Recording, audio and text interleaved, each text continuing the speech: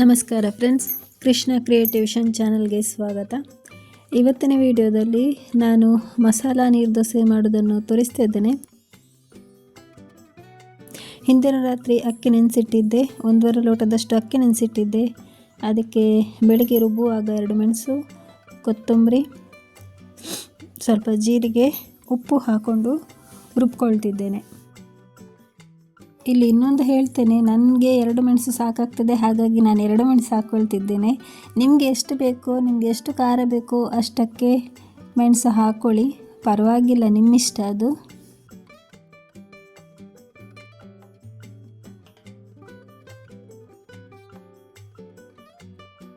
ಸ್ವಲ್ಪ ನೀರು ಹಾಕ್ಕೊಂಡು ನುಣ್ಣಗೆ ರುಬ್ಕೊಳ್ಳೋಣ. ಫುಲ್ ಫೈನ್ ಪೇಸ್ಟ್ ಆಗಬೇಕು. ಈ ಥರ ನುಣ್ಣಗೆ ರುಬ್ಕೊಂಡು ಈಗ ಸ್ವಲ್ಪ ನೀರು ಹಾಕ್ಕೊಂಡು ಮಿಕ್ಸಿ ತೊಳೆದು ನೀರು ಹಾಕ್ಕೊಳ್ಳೋಣ. ಹಾಗೆಯೇ ನಮಗೆ ನೀರು ದೋಸೆ ಅದಕ್ಕೆ ಎಷ್ಟು ನೀರು ಬೇಕು ನೋಡಿಕೊಂಡು ನೀರು ಹಾಕ್ಕೊಳ್ಳೋಣ. ತುಂಬ ತೆಳ್ಳಗೆ ಇರಬೇಕು. ನೀರು ದೋಸೆ ಎಷ್ಟು ತೆಳ್ಳಗಿರ್ತದೋ ಅದೇ ರೀತಿ ಈ ದೋಸೆ ಕೂಡ ಅಷ್ಟೇ ತೆಳ್ಳಗೆ ಇರಬೇಕು. ನೋಡಿ, ತೆಳ್ಳಗೆ ಇರಬೇಕಿದು.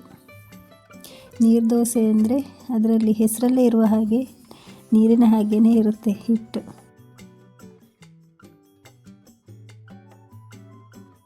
ತುಂಬ ನೀರು ಅಂದರೆ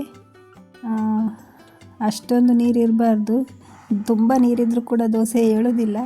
ಅದಕ್ಕೋಸ್ಕರ ಒಂದು ಟಿಪ್ ಹೇಳಿಕೊಡ್ತೇನೆ. ಅದೆಷ್ಟು ನೀರು ಇರಬೇಕು ಅನ್ನೋದಕ್ಕೆ ನೋಡಿ, ಚಮಚದಲ್ಲಿ ಈ ರೀತಿ ಹಿಡ್ದಿರಬೇಕು. ಈಗ ಈ ಕಡೆ ಗ್ಯಾಸಲ್ಲಿ ಕಾವಲಿ ಇಟ್ಕೊಂಡು ಅದಕ್ಕೆ ಎಣ್ಣೆ ಹಚ್ಕೊಳ್ಳೋಣ. ಕಾವಲಿ ಹಿಂದಿನ ದಿನ ರಾತ್ರಿಯೇ ಇದಕ್ಕೆ ಎಣ್ಣೆ ಹಚ್ಕೊಂಡಿರಬೇಕು, ಇಲ್ಲಾಂದರೆ ದೋಸೆ ಚೆನ್ನಾಗಿ ಏಳೋದಿಲ್ಲ. ಈಗ ನೀರು ದೋಸೆ ಈ ಥರ ಹೊಯ್ಕೊಂಡು ಮುಚ್ಚಿಡೋಣ. ಸ್ವಲ್ಪ ಹೊತ್ತಿನ ಮೇಲೆ ಬೆಂದಿರ್ತದೆ. ಸ್ವಲ್ಪ ಹೊತ್ತು ಬೇಕಾಗಿಲ್ಲ, ಜಸ್ಟ್ ಒಂದು 2-3 ಮಿನಿಟ್ಸಲ್ಲಿ ಬೆಂದಿರ್ತದೆ. ಆಮೇಲೆ ತೆಕ್ಕೊಳ್ಳೋಣ. ಹಾಗೆಯೇ ಎಲ್ಲ ನೀರು ದೋಸೆಗಳನ್ನು ಹೆಂಚಿನ ಮೇಲೆ ಹಾಕ್ಕೊಂಡು ಬೇಯಿಸ್ಕೊಳ್ಳೋಣ. ಇದಕ್ಕೆ ಯಾವುದೇ ಚಟ್ನಿ ಆಗಲಿ ಸಾಂಬಾರಾಗಲಿ ಯಾವುದು ಬೇಕಾಗಿಲ್ಲ, ಹಾಗೆಯೇ ತಿನ್ಬೋದು. ಇದಕ್ಕೆ ಮಸಾಲೆ ಮೊದಲೇ ಹಾಕಿರೋದ್ರಿಂದ ಯಾವುದೇ ರೀತಿಯ ಚಟ್ನಿ ಆಗಲಿ ಸಾಂಬಾರಾಗಲಿ ಬೇಕಾಗಲ್ಲ. ತೆಂಗಿನಕಾಯಿ ಬೇಕಾದರೂ ಹಾಕ್ಕೊಳ್ಬೋದು, ನಾನು ಹಾಕ್ಕೊಂಡಿಲ್ಲ. ನಮ್ಮ ಕಾವಲಿಯಲ್ಲಿ ತೆಂಗಿನಕಾಯಿ ಹಾಕ್ಕೊಂಡ್ರೆ ದೋಸೆ ಚೆನ್ನಾಗಿ ಏಳಲ್ಲ, ಅದಕ್ಕೋಸ್ಕರ ನಾನು ತೆಂಗಿನಕಾಯಿ ಹಾಕ್ಕೊಳ್ಳಲ್ಲ. ನೀರು ದೋಸೆಗೆ ಮಾತ್ರ ಹೇಳಿದ್ದು. ಬೇರೆ ದೋಸೆಗೆ ಆದರೆ ತೆಂಗಿನಕಾಯಿ ಹಾಕ್ಕೊಳ್ತೇನೆ. ನೀರು ದೋಸೆ ಏಳಲ್ಲ, ಅದಕ್ಕೋಸ್ಕರ ತೆಂಗಿನಕಾಯಿ ಹಾಕ್ಕೊಂಡಿಲ್ಲ. ಇದು ತುಂಬ ದಿನ ಆಯಿತು ನಾನು ಈ ಕಾವಲಿಯಿಂದ ದೋಸೆ ಮಾಡದೆ. ಕಂಟಿನ್ಯೂಸ್ ಆಗಿ ದೋಸೆ ಮಾಡ್ತಾನಿದ್ರೆ ನೀರು ದೋಸೆ ಚೆನ್ನಾಗಿ ಏಳ್ತದೆ ಈ ಹಂಚಲ್ಲಿ. ತುಂಬ ದಿನ ಆಯಿತು, ಹಾಗಾಗಿ ಸ್ವಲ್ಪ ಕಷ್ಟ ಕೊಟ್ಟಿತ್ತು ನನಗೆ ಹೇಳಲಿಕ್ಕೋಸ್ಕರ. ಆಮೇಲೆ ಫಸ್ಟಿದೊಂದು 2-3 ದೋಸೆ ಇದೇ ರೀತಿ ಆಯಿತು. ಆಮೇಲೆ ಕರೆಕ್ಟಾಗಿ ಬಂತು. ಹಾಗೆಯೇ ಎಲ್ಲ ದೋಸೆ ಮಾಡಿಕೊಂಡು ತಿನ್ಕೊಳ್ಳೋಣ.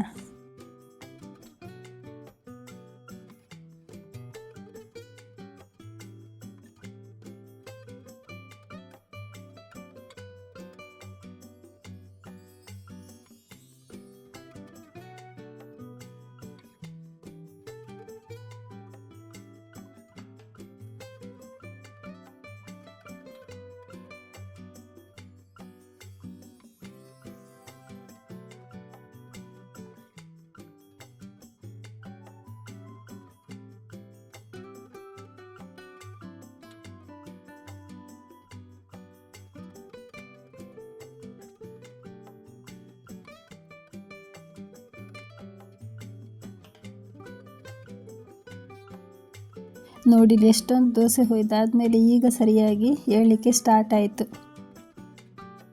ದೋಸೆ. ನೀರು ದೋಸೆ ಮಾಡಿದರೆ ಇದೊಂದು ರಗಳೆ ಈ ಕಾವಲಿಯಲ್ಲಿ. ನೋಡಿ, ಈಗ ಚೆನ್ನಾಗಿ ಎದ್ದಿತ್ತು. ಇದು ಮಸಾಲೆ ಹಾಕಿರೋದ್ರಿಂದ ಸ್ವಲ್ಪ ರೋಸ್ಟ್ ಆಗಿತ್ತು, ಇಲ್ಲಾಂದರೆ ಇಷ್ಟು ರೋಸ್ಟ್ ಆಗೋದಿಲ್ಲ. ನೀರು ದೋಸೆ ಸ್ಮೂತಾಗೇ ಬರ್ತದೆ. ಇದು ಮಸಾಲೆ ಹಾಕಿದ್ರಿಂದ ಅಂತ ಅಂದ್ಕೊಳ್ತೇನೆ. ಹಾಗೆಯೇ ಎಲ್ಲ ದೋಸೆ ಮಾಡ್ಕೊಳ್ಳೋಣ.